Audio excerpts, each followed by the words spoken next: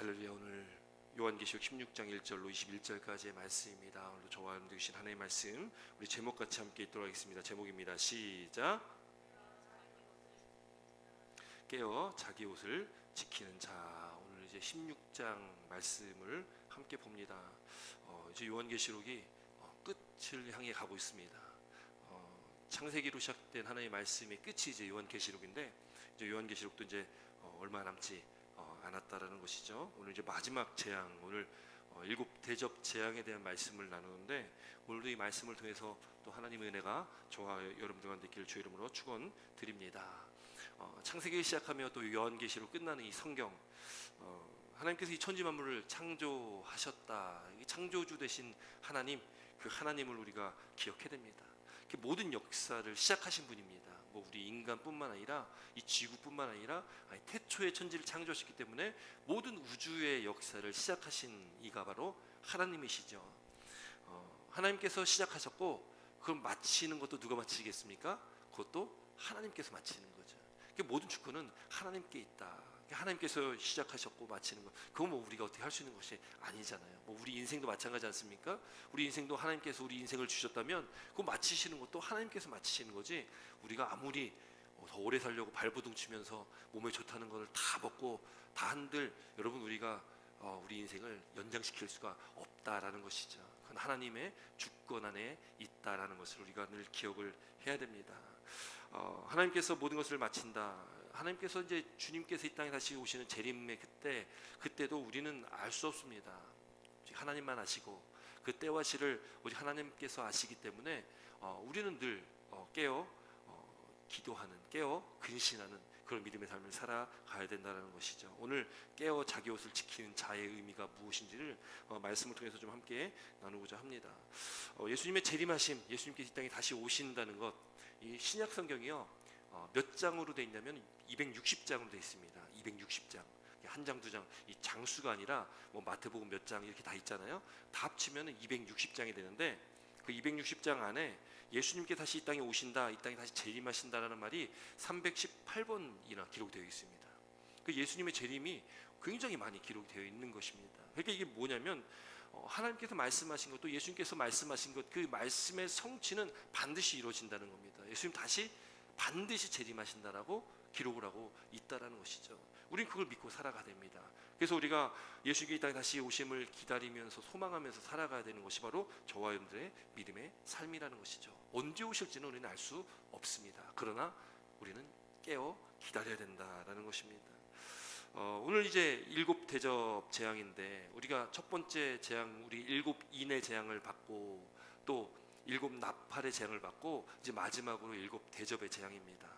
오늘 이제 예수님의 재림 직전에 이 세상에 부어질 마지막 일곱 대접의 재앙이에요. 그러나 우리가 이 요한계시록 볼 때 우리가 기억해야 될 것이 있습니다. 요한계시록은 나중에 언제 저 그 끝에 그때 이런 심판이 있을 것이다라는 것이 아닙니다.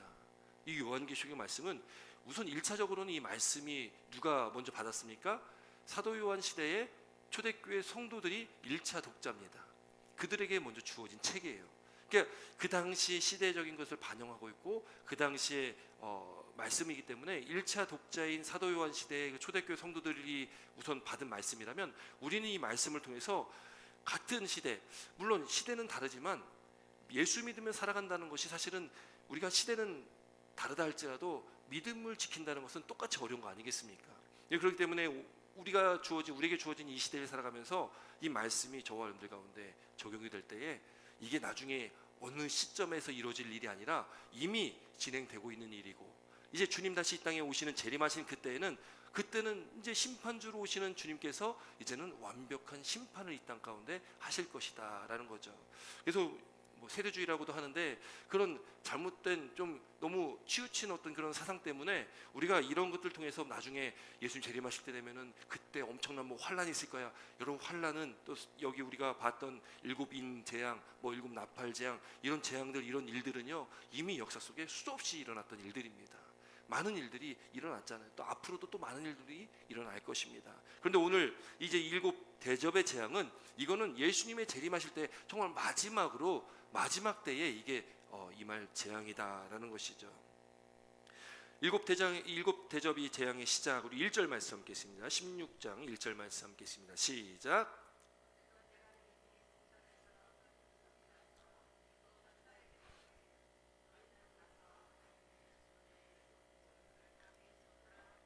아멘. 성전에서 큰 음성이 납니다. 그리고 하나님의 진노의 7대접을 땅에 쏟으라 하시는 거예요.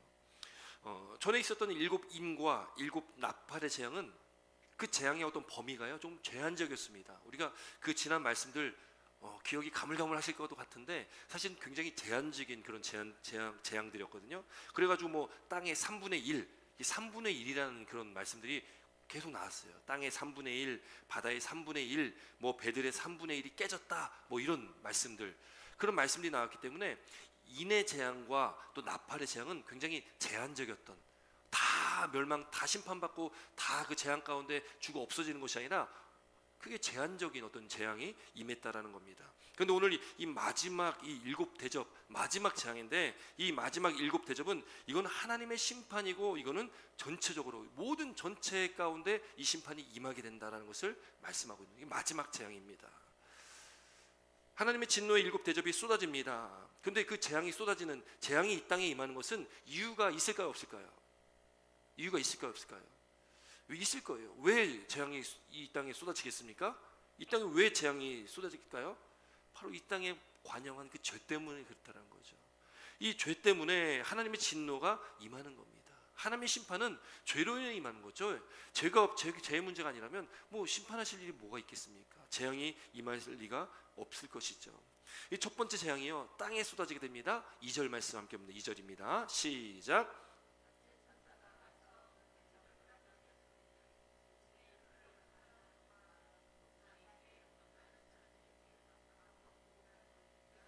아멘. 첫 번째 천사가, 이 7천사가 나오겠죠.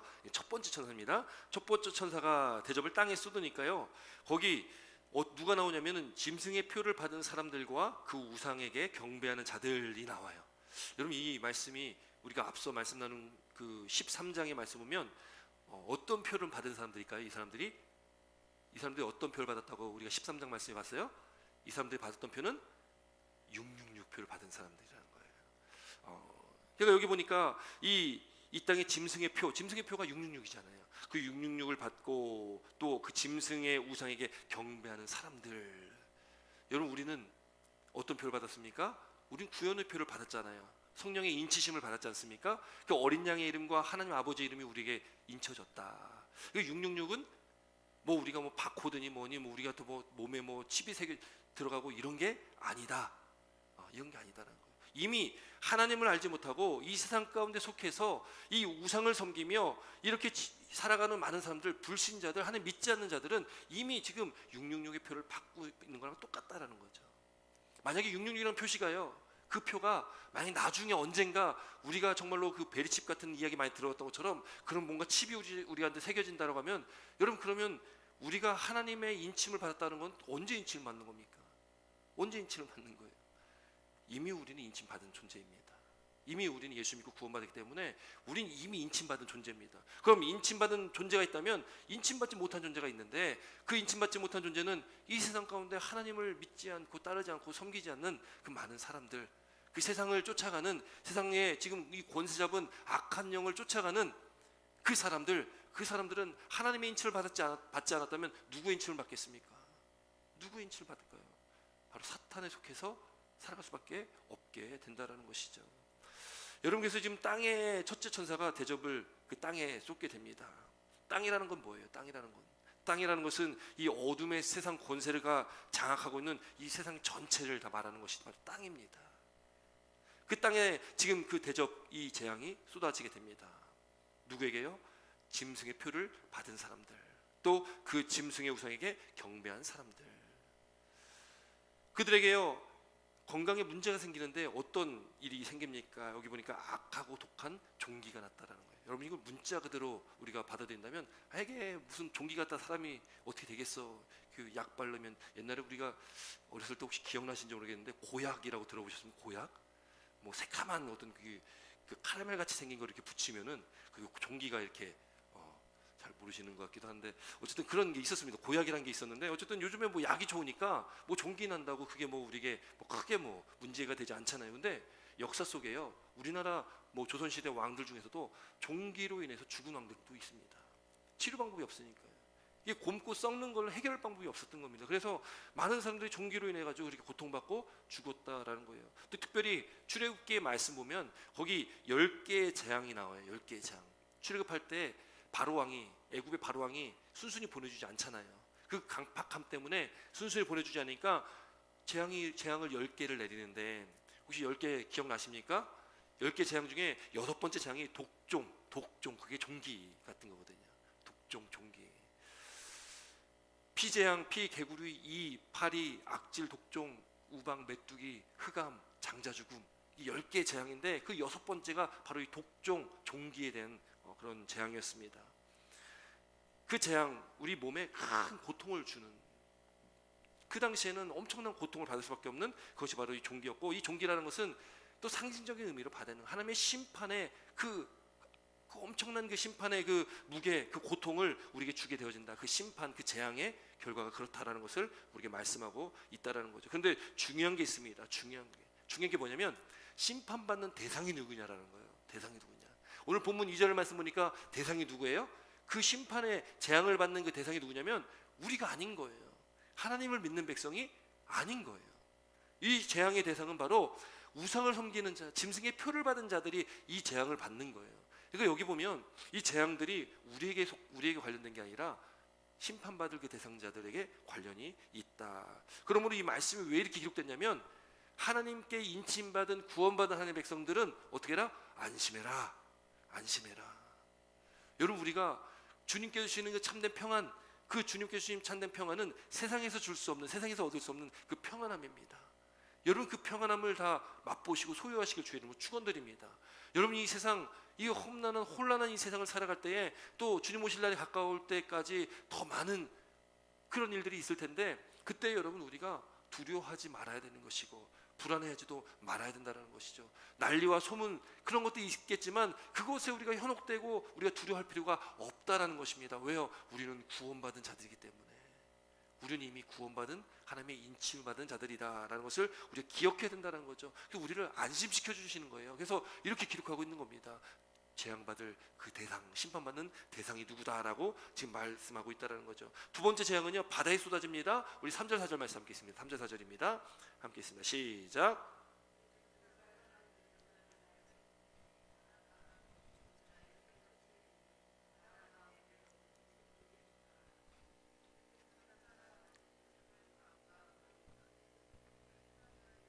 아멘. 여러분이 바다, 우리가 좋은 지역에 살다 보니까 뭐 바다가 얼마나 우리 주변에 가까이 있습니까? 또 아름다운 바다,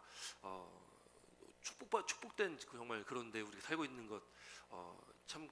근데도 이 바쁜 일상 가운데 바다 한번 제대로 못 가보는 그런 분들도 분명 계실 거예요. 제가 하와이 있을 때 하와이 굉장히 조그마하거든요. 그 오아우 섬이라는 그 호놀룰루가 있는 그 하와이 섬은 굉장히 작거든요. 그냥 차로 타고서 반나절이면은 그 섬을 한 바퀴를 다 돌 수 있을 정도로 작은 섬인데 거기에 그 한인이요 굉장히 그 호놀룰루라는 섬 안에 한 4만 명이 삽니다. 4만 명. 그 도시 하나에. 그러니까 한인들이 굉장히 많고 뭐 일본 사람, 뭐 중국 사람 뭐 하면 동양 사람들이 굉장히 많거든요. 제가 그 하와이에서 사역할 때 거기 계시는 노인분들이 굉장히 많으세요. 노인분들이 많고 또 노인 복지가 좀 잘 돼 있어가지고 뭐 굉장히 또 뭐 교통도 편리하고 뭐 생활권이 굉장히 좋습니다. 그런데 저는 깜짝 놀랐던 게요. 다 바다로 둘러싸여 있는 조그만 섬이잖아요. 그런데 거기 계신 이 노인분들이요. 거기 그 바다가 얼마나 예쁜데 그 바다를 한번 못 나가시는 거예요. 누가 한번 거기를 데려가 주시는 분이 없는 겁니다. 그래서 저희가 있을 때 그 노인분들 데리고 거기 굉장히 아름다운 바다를 이렇게 모시고 나가는데 그분들이 하신 얘기가 30년 만에 여기를 와봤다는 거예요. 30년 만에. 그 조그만 섬 안에 사시는데 차가 없으니까 운전도 못 하시니까 거기 뭐 교통편이 워낙 잘 됐으니까 차가 필요가 없거든요. 그리고 뭐 노인분들이 뭐 운전하면 다닐 수가 있겠습니까? 차 타고 10분, 20분이면은 아주 예쁜 바다를 나갈 수가 있는데 누가 거기 데려가 주지도 않고 그러니 갈 엄두가 나지 않으니까요. 그 조그만 섬에서 그렇게 오랜 기간 동안 그 아름다운 바다 한번 못 보시고 살았다라는 것을 들었는데 굉장히 마음이 참 굉장히 찡했습니다.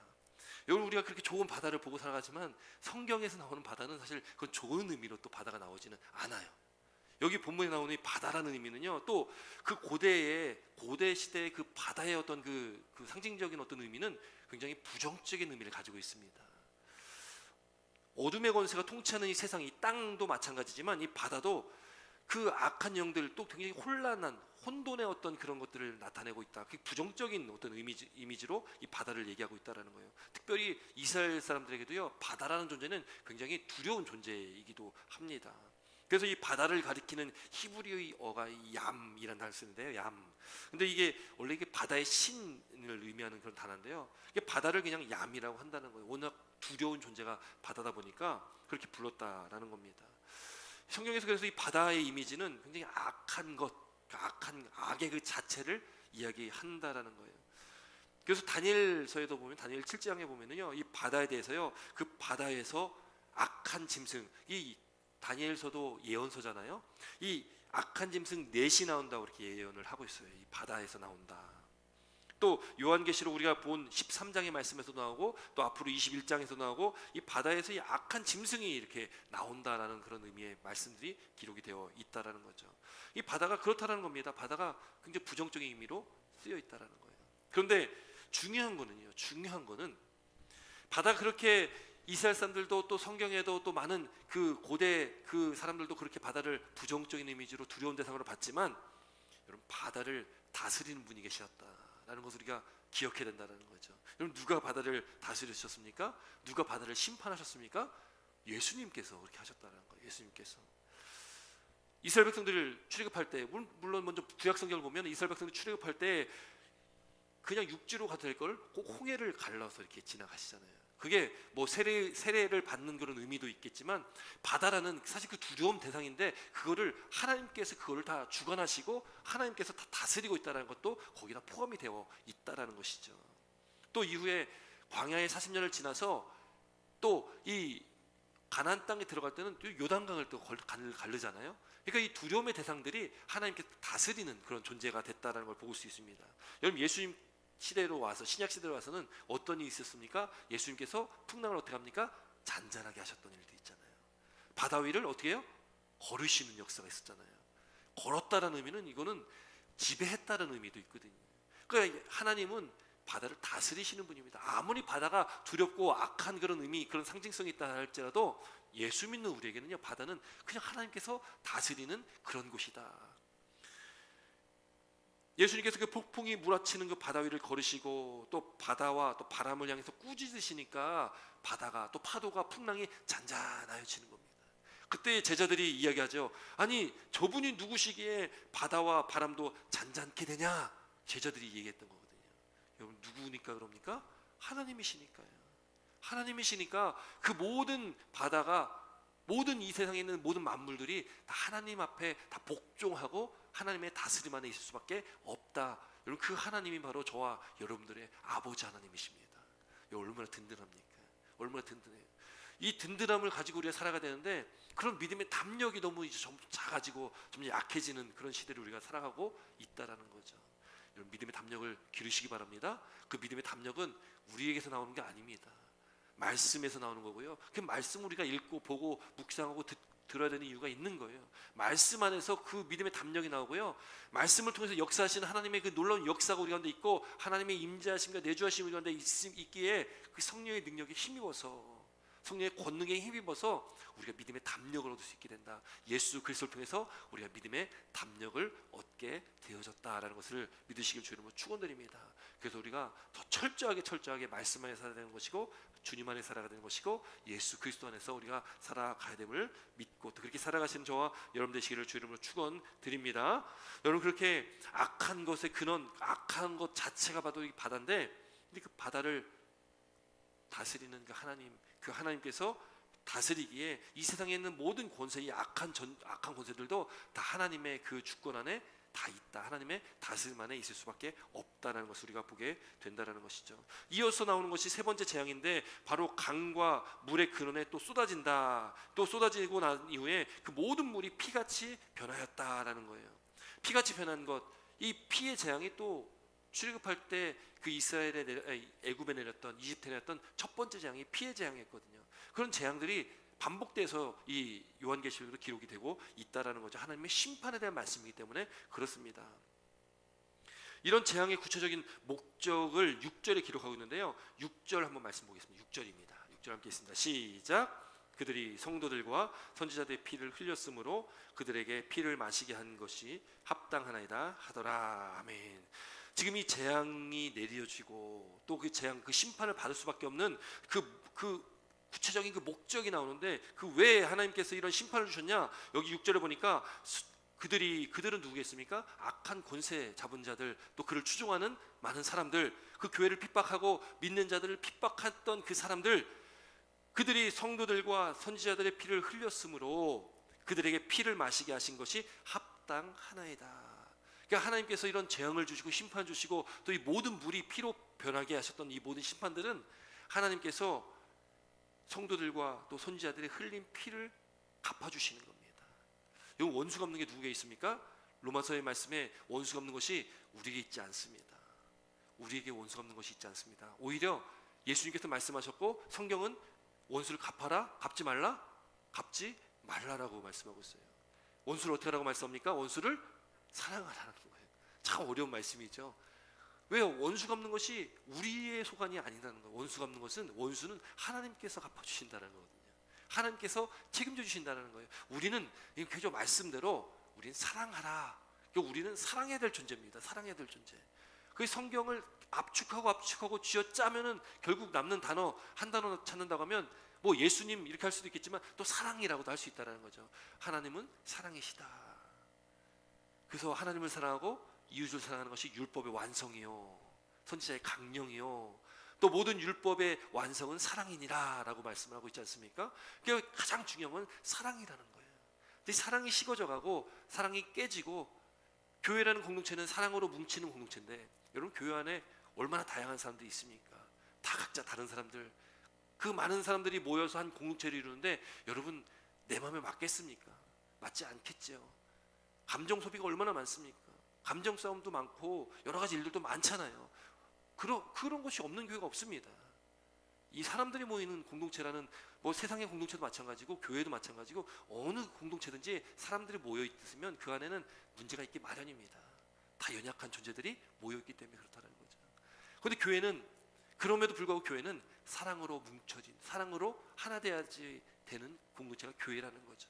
교회는 그래서 세상의 어떤 공동체와는 다르다라는 거죠. 세상의 공동체는 깨져도 되지만 교회는 깨지면 안 되는데, 오늘날 교회가 얼마나 많이 깨집니까? 얼마나 많이 갈라집니까? 왜요? 교회가 교회 역할을 못하니까, 성도가 성도의 역할을 못하고 살아가다 보니까, 말씀을 따르지 않고 말씀대로 순종하지 않다 보니까 사랑이 식어져가고 사랑이 깨지고, 자기 중심적이니까,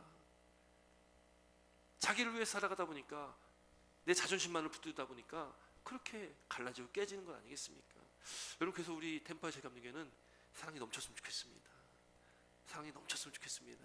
풍성한 게 하나님의 사랑, 하나님의 사랑을 깨닫고 경험하고 아는 우리는 그 받은 사랑을 우리는 전해야 되는 게 바로 우리의 사명이기도 하고 우리 삶이기도 합니다. 여러분, 우리 교회가 그런 교회, 물론 우리 교회는 그런 교회인 줄 믿습니다. 그런 교회인데 앞으로도 계속적으로 주님 오실 그날까지 우리 템파 자유감리교회, 또 우리 모든 성도님들이 그 사랑이 넘치는 저와 됐으면 좋겠습니다. 새로운 분들이, 아니면 새신자분들이, 안 믿는 분들이 교회 오면은, 야, 여기 왜 이렇게 예수님 같은 분들이 이렇게 많을까라고 그런 이야기를 좀 들었으면 좋겠습니다. 여러분들 예수님의 형상이 우리한테 나타났으면 좋겠습니다. 하나님의 형상이 나타났으면 좋겠습니다. 야, 정말 예수님 같은 분들이 이렇게 모여 있는 교회입니다라는 그런 칭찬을 좀 들었으면 좋겠습니다. 물론 제가 봤을 때는 다 우리 성도님들 다 예수님 같아 보입니다. 별로 안 믿으시죠? 예. 예. 그런 저와 되시기를 주의 이름으로 축원드립니다. 하나님의 심판, 그 하나님의 심판은 우리 성도의 그 아픔을 하나님께 갚아주신 거예요. 성도와 또 그 선지자들의 피, 그 무고한 피, 그들 왜 피를 흘렸고 왜 고난과 환난과 핍박을 당했습니까? 하나예요. 예수님을 사랑했기 때문에. 그 예수님을 사랑하는 그 믿음을 저버리지 않았던 겁니다. 여러분, 예수님 믿는다는 거 쉽습니까? 어렵습니까? 어렵죠. 어렵습니다. 또 오늘날은 우리 믿음이 너무 가벼워져 가지고요, 그냥 우리가 입술로 고백은 아주 잘합니다. 그런데 막상 우리가 말씀대로 살아가긴 참 어려운 그런 시대를, 또 그런 삶을 우리가 살아가고 있다라는 것이죠. 초대교회 그렇게 예수 믿는 믿음 안에서 목숨을 걸었던, 죽음을 각오하고도 예수 믿었던 그 많은 사람들, 그렇게 많은 순교자의 피들, 여러분 오늘날에도 그런 순교의 피가 흘려지는 곳들이 있다라는 겁니다.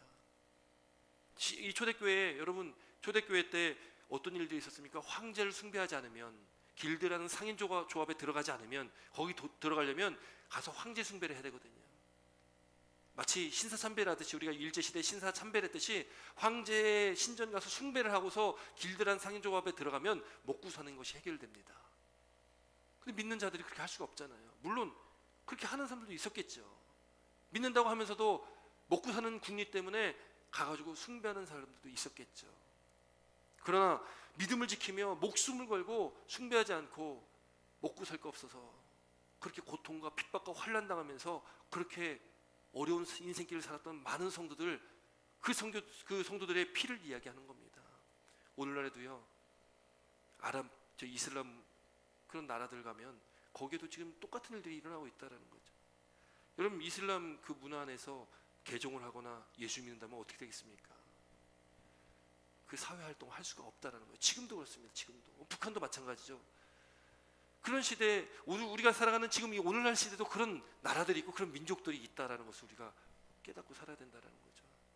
우리는 너무나 감사한 좋은 환경 가운데 살아가고 있다는 것을 기억을 해야 된다는 겁니다. 그러나 좋은 환경 가운데 있지만, 편하게 우리가 예수 믿지만, 믿음의 야성, 그 신앙의 야성이 우리 가운데 있어야 되는 것이고, 그 담력이 우리 가운데 있어야 되는 것이고, 우리가 이 세상 가운데 악착같이 우리가 예수님 믿고 철저하게 예수님 믿고 그렇게 우리가 살아갈 그런 결단이 우리 가운데 필요하다는 것입니다. 대충 믿으면 안 된다는 거죠. 지금같이 믿으면 안 된다는 겁니다. 철저하게 믿지 않으면 안 된다는 겁니다. 지금 이 순간에도 예수 믿는 것 때문에 명예살인이라고 해서 가족들에게 죽임당하는 그런 사람들이 있는 그런 시대에 우리는 살아가고 있다는 것을 기억하고, 우리가 예수 믿는 믿음이 그냥 미직지근하게 사는 그런 믿음이 아니라 정말 철저하게 뜨겁게 예수 믿는 저와 여러분 되시길 주님으로 축원드립니다. 그런 결단이 우리한테 되기를 바랍니다. 그런 자들을 위해서 하나님께서 지금 그 성도들과 선지자들의 피를 갚아주신다라는 거예요. 갚아주신다라는 겁니다. 그리고 오늘 본문 중요한 말씀 5절과 7절 말씀 보면 하나님이 이렇게 심판을 하시는데, 그 심판하시는 하나님은 어떤 분이시냐? 하나님이 심판하실 수 있는 이유는 하나님은 참되신 분이시고 의로우신 분이기 때문에 하나님께서 그렇게 심판하실 수 있는 분이다라는 것을 말하고 있습니다. 5절 말씀 함께 있습니다.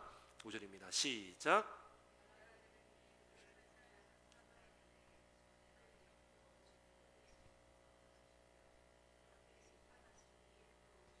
7절도 함께 있습니다. 7절입니다. 시작. 또 내가 들으니 제단이 말하기를 그러하다. 주 하나님 곧 전능하시니여 심판하시는 것이 참되고 의로우시도다 하더라. 아멘. 여기는 동일하게 5절 7절에 두 번 말씀하신 게 뭐예요? 하나님은 전에도 계셨고 지금도 계신 거룩하신 이시여, 하나님은 2000년 전에 3000년 전에 태초부터 지금도 계시고 앞으로도 영원히 계실 분이 바로 하나님이십니다. 태초에 계셨던 하나님이 지금 계신 분이 다른 하나님이 아니라는 거예요. 그 다른 하나님으로 보는 이 시대를 7개로 나눠가지고 이 시대는 하나님이 이렇게 역사하셨고 저렇게, 이게 이제 이단 사상이 되는 거거든요.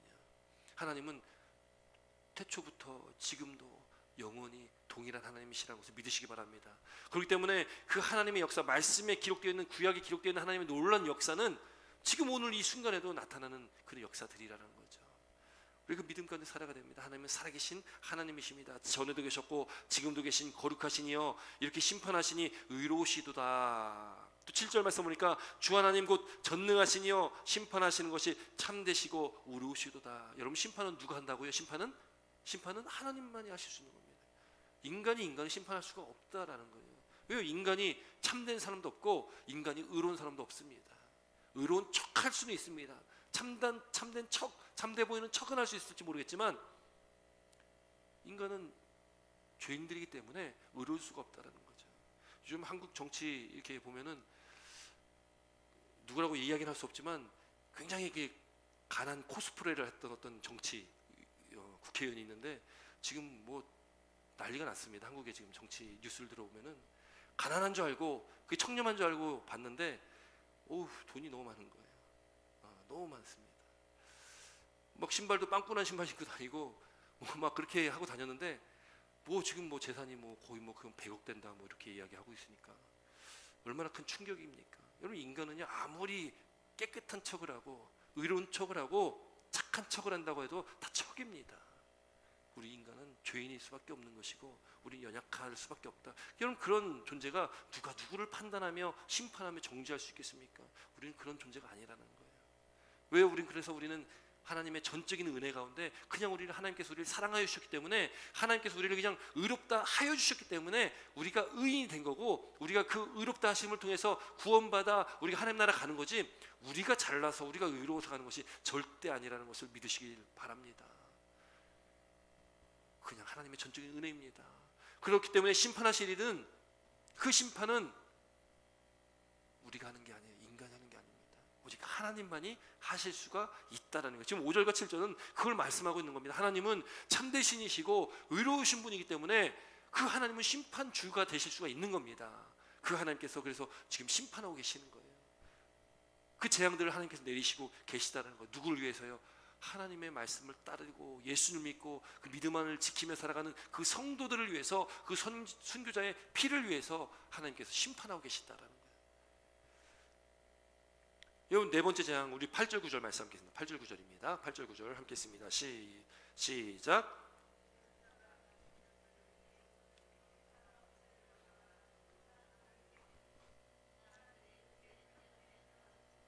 이 재앙들을 행하는 권세를 가지신 하나님의 이름을 비방하며 또 회개하지 아니하고 주께 영광을 돌리지 아니하더라. 아멘. 넷째 천사가요, 그 대접을 해에 쏟습니다. 해에 쏟으니까 어떻게 됩니까? 해가 권세를 받아가지고요, 불로 사람들을 태웠다. 사람들이 크게 태워진지라 이렇게 말씀하고 있어요. 그래서 이 한간에 어떤 학자들, 또 어떤 그 주장하시는 분들은 이거는 핵전쟁을 이야기하는 거다. 핵전쟁. 핵폭탄 터지는 거 보셨잖아요. 영상에 이렇게 나오지 않습니까? 그러면 그 주변 몇십 킬로에 있는 그 모든 생명체는 그냥 순식간에 그냥 다 없어지는 거죠. 타서 없어지는 거거든요. 이게 지금 핵전쟁을 얘기한다라고 해석하기도 하지만 굳이 그렇게까지 해석할 필요가 없다. 그러니까 성경에 나오는, 또 특별히 요한계시에 나오는 어떤 이런 현상들, 말씀들을 이 시대에 일어나는 어떤 일들 가지고 굳이 짜맞춰가지고 막 풀이할 필요가 없다라는 겁니다. 근데 중요한 거는 하나님께서 이 천지 만물을 창조하시고 이걸 운행하시는데요, 여러분, 정말 우주에 저도 이제 관심이 좀 있다 보니까 그런 영상들 좀 많이 보게 되는데, 지구가 있는 그 위치와 태양이 있는 위치에서 그 거리에서 이게 조금만 달라져도요, 또 각도가 조금 달라져도, 또 달이 크기가 있지 않습니까? 달이 좀 더 크면, 좀 더 멀리 떨어져 있으면 이게요 딱 맞아 떨어져야지 지금 우리가 살 수 있는 겁니다. 이게 조금이라도 이게 뒤틀리면요, 생명체가 살 수 없는 곳이 되는 거예요. 그래서 여러분, 진화론에서 늘 이야기하는 거예요. 진화론이요, 그것도 하나의 어떤 그 론이기 때문에 우연히 뭔가 이렇게 왜 이렇게 됐다는 것을 말을 못 합니다. 그러니까 이게 어떻게 우연히 어떤 상황 속에서 우연히 이렇게 됐다. 빅뱅이라는 것, 이 우주가 처음 시작한 것도 우연히 어떤 큰 어떤 그 한 점에서 뭔가 폭발이 일어나가지고 이렇게 이야기하지, 그게 왜 그렇게 됐는지를 말할 수가 없는 거예요. 말할 수가 없죠. 그건 하나님이 창조하신 일들이고 하나님께서 이루신 일이기 때문에 인간이 그걸 어떻게 알겠습니까? 근데 그런 일들 속에서 지금 어떤 우리가 이 지구 안에서 살아간다는 것이, 여러분, 이게 우리가 별로 생각 안 해서 그렇지 이게 엄청난 거거든요. 사실 조금만 하나가 뒤틀리면요, 우리는 살 수 없는 이 지구가 된다라는 거예요. 하나님께서 이 모든 것들을 운행하시고 우주를 운행하시기 때문에 하나님께서 우리를 택하시고 이렇게 이 아름다운 지구를 만들어주시고 여기 살아갈 수 있는 이 환경을 만들어주셨다라는 거예요.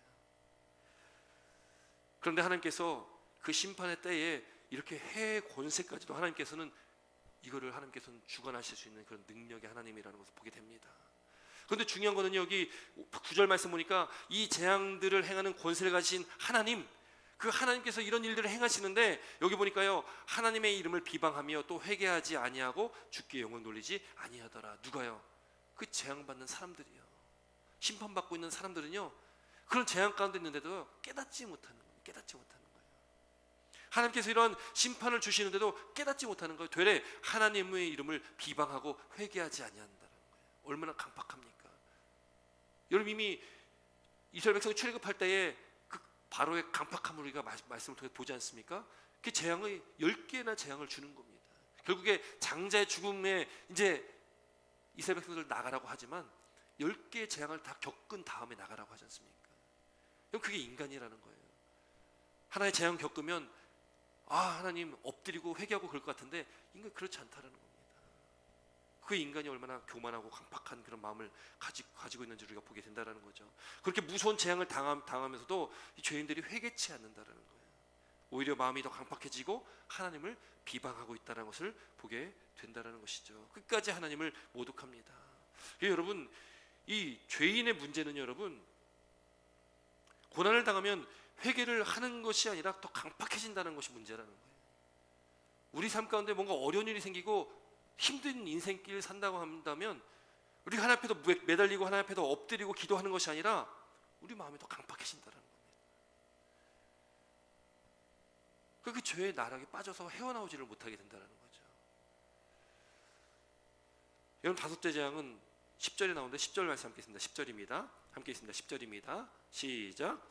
또 다섯째 천사가 그 대접을 짐승의 왕자에 쏟으니 그 나라가 곧 어두워지며 사람들이 아파서 자기 혀를 깨물고. 이 다섯째 천사가 이제 그 대접을 짐승의 왕자, 이 짐승은 누가 짐승입니까? 이 짐승은요, 적 그리스도를 말하는 것이고 사탄을 추종하는 그런 존재들을 말하잖아요. 그 왕자에 하나님께서 직접 이제 그 세상의 권력, 이 세상을 쥐고 있는 악한 영의 그 세력, 그 권력 중심에 그 적 그리스도, 이 사탄이 장악하고 있는 그 중심에 하나님께서 그 심판 재앙의 대접을 부으신다라는 거예요.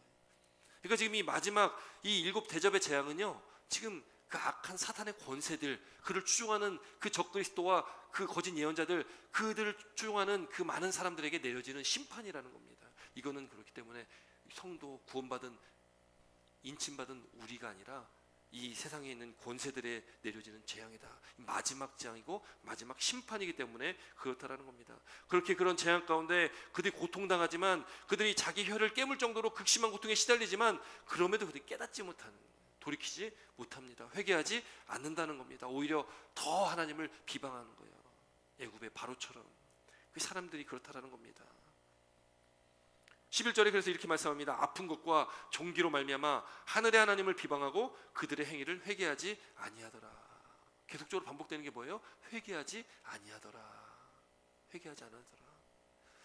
여러분, 6번째 재앙입니다. 12절 말씀 함께 있습니다. 12절입니다. 함께 있습니다. 12절 시작. 또 6번째 천사가 그 대접을 큰 강 유브라데에 쏟음에 강물이 말라서 동방에서 오는 왕들의 길이 예배되었더라. 아멘. 여기 보면요, 6번째 천사가 큰 강 유브라데, 이 유브라데 강, 이게 이스라엘 이제 좀 북쪽에 있는 그 강인데, 거기에 이제 그 강이 말랐다. 거기에 대접을 쏟으니까 강물이 말라서 동방에서 오는 왕들의 길이 예비되었다. 이 동방에서 오는 왕들, 그 당시 이제 초대교회에 이 로마 제국이 다스리는 그때에 이 로마 제국에 이렇게 그 침략해 들어오는 그런 또 나라들이 있었습니다. 또 로마 제국에 대항하는 그런 나라들도 있었다라는 거죠. 그런 사람들이 있었다는 겁니다. 로마 강력한 나라였지만 그들을 위협하는 그런 사람들이 있었다. 그 당시 초대교회 1세기에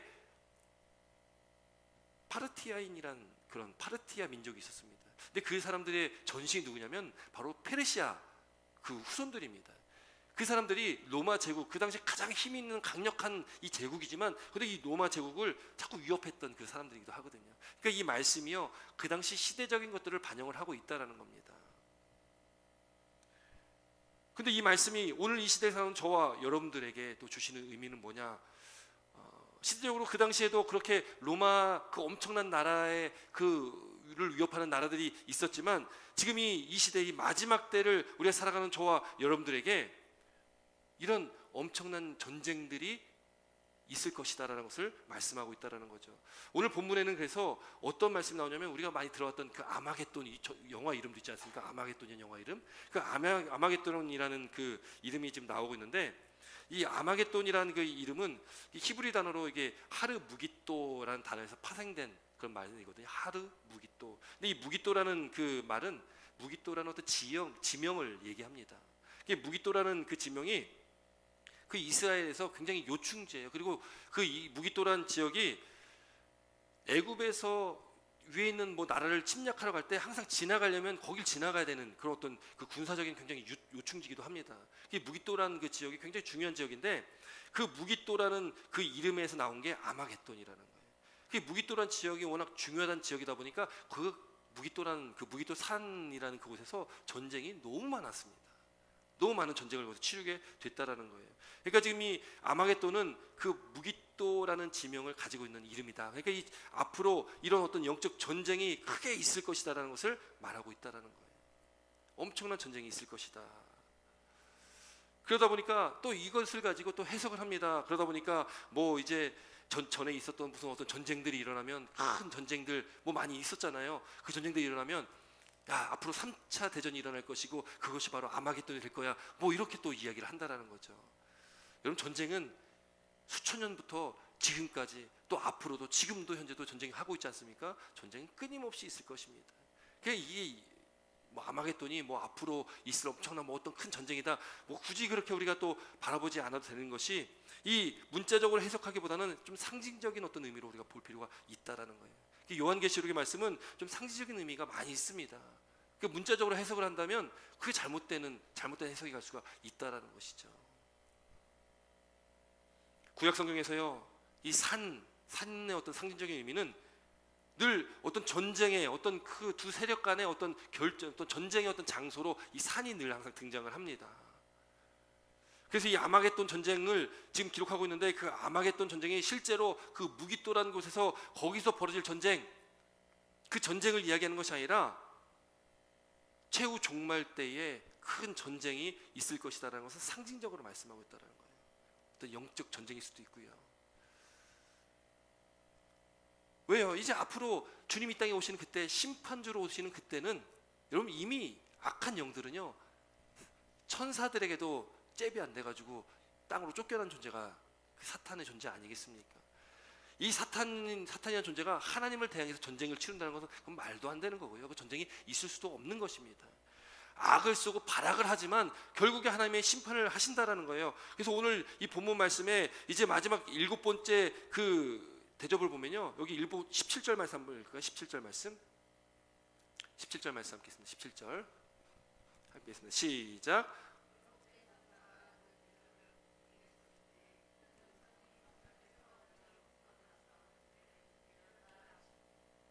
아멘. 여기 이제 7번째 천사가요, 대접을 어디다 쏟습니까? 공중에 쏟는 거. 공중에 쏟는다는 의미가 되게 중요한데, 왜냐하면 여기 사탄을 누구라고 얘기합니까? 사탄은 공중에 권세 잡은 자라고 하거든요. 이 공중에 쏟았다라는 것은 그 공중에 쏟아서 거기에 심판이 임하는 것은 바로 사탄의 권세가 다 심판받았다라는 것을 말합니다. 그래서 여기 17절 마지막 보면 뭐라고 됩니까? 되었다. 이게 어떤 의미냐면은 예수님께서 십자가에 달려 죽으신 다음에 뭐라고 하십니까? 다 이루었다. 여기 지금 17절 마지막 부분에 되었다는 다 이루었다랑 똑같은 의미의 그런 말씀이에요. 그러니까 모든 심판이 끝이 난다라는 겁니다.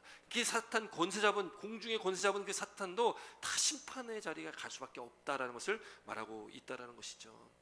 여러분, 7번째 재앙, 바로 이 7 대접의 재앙이 그 큰 성 바벨론, 그 적 그리스도, 그 악한 사단의 권세에게 부어지고 마지막에 심판 가운데 그들이 다 하나님의 심판의 자리에 갈 수밖에 없는 망하는 존재가 될 수밖에 없다라는 것을 말씀하고 있다는 것입니다. 여러분, 그렇기 때문에 우리에게 주신 이 요한계시록 말씀을 통해서 여러 가지 심판에 대한 말씀들을 보면서 여러분, 우리에게 겁먹으라고 주시는 말씀이 아니라 믿는 자들은, 구원받은 백성들은 하나님의 그 은혜 가운데 우리는 영원한 생명을 얻은 존재인 것이고, 우리는 이 어떤 시대가 또 어떤 상황이 펼쳐질지라도 우리는 두려워하지 말아야 되는 것이고, 우리 염려하지 말아야 되는 것이고, 우리 하나님의 말씀 가운데 나아가야 된다는 것을 믿으시길 주 이름으로 축원드립니다. 그래서 오늘 15절에는 이렇게 말씀하시는 거예요. 15절 말씀 함께 있습니다. 15절입니다.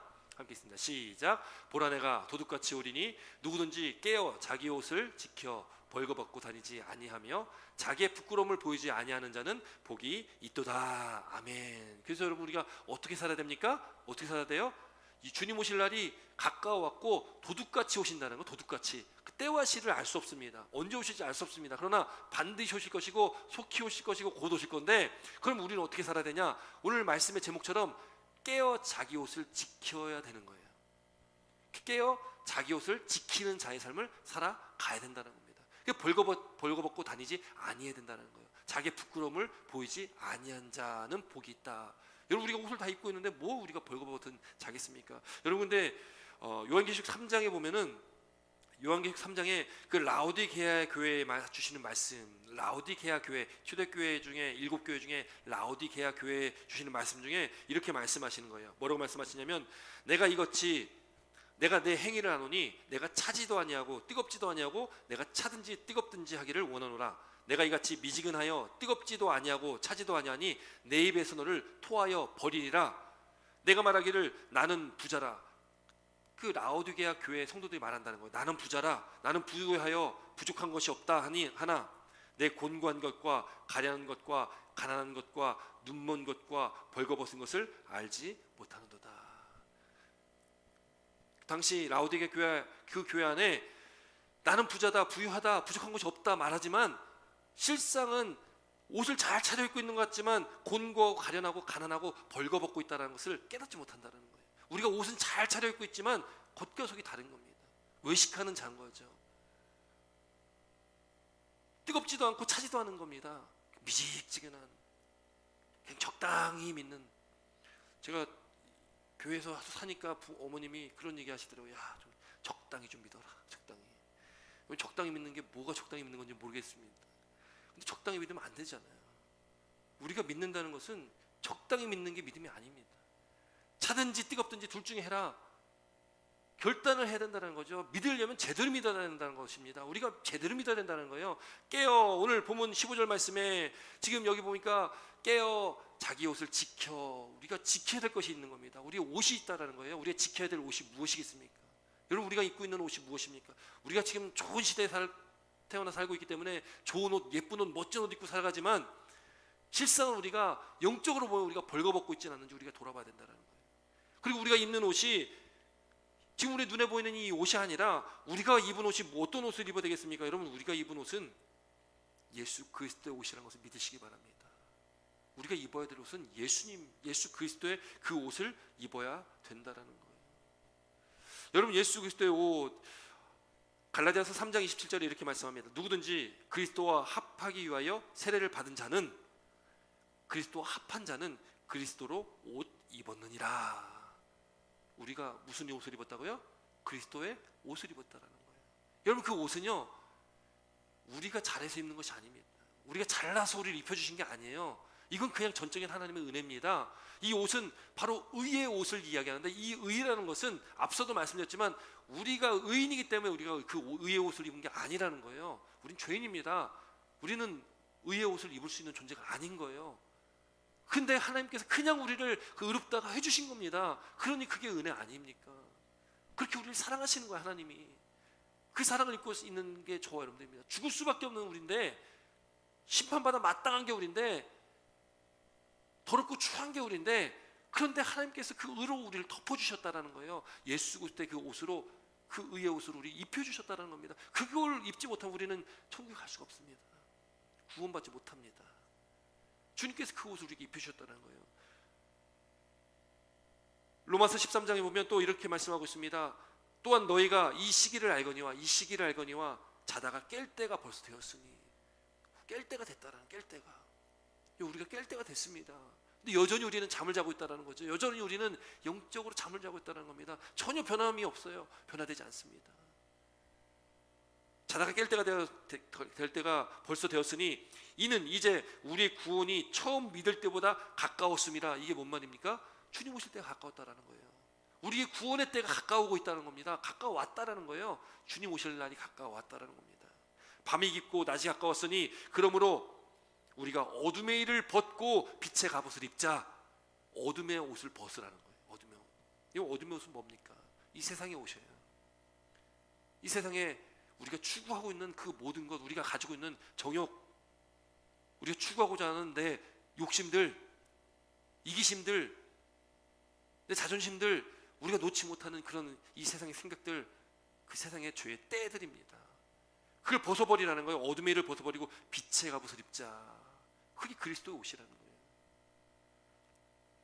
나체와 같이 단정히 행하고, 이게 근신하라는 말씀입니다. 근신하라, 깨어 근신하라. 이 근신이 단정히 행하고 해요.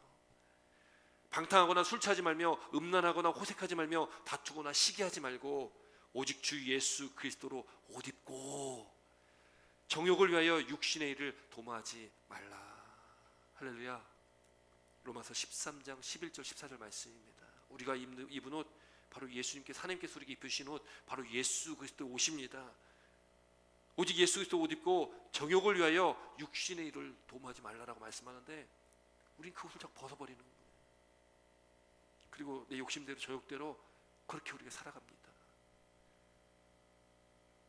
단정히 행하지 못하고 근신하지 못하고 방탕하며 그렇게 세상의 가치를 쫓아 그렇게 우리가 미직지근하게 뜨겁거나 차지도 않고 미직지근한 그 회색지대에서 적당히 예수 믿으며 살아가려고 하는 것이 우리의 신앙의 모습은 아닌지 우리 돌아봤으면 좋겠습니다. 그리고 우리가 예수 그리스도의 옷을 입으실 주 이름으로 축원드립니다. 깨어 자기 옷을 지켜 우리에게 주신 그 예수 그리스도의 그 의의 옷을 지키고 믿음으로 구원받고 영생의 복을 누리는 저와 여러분 되시길 주 이름으로 축원드립니다. 그런 믿음의 삶을 결단하며 또 남은 한 주를 살아가시길 다시 한번 축원드립니다. 기도드리겠습니다. 주님 감사합니다.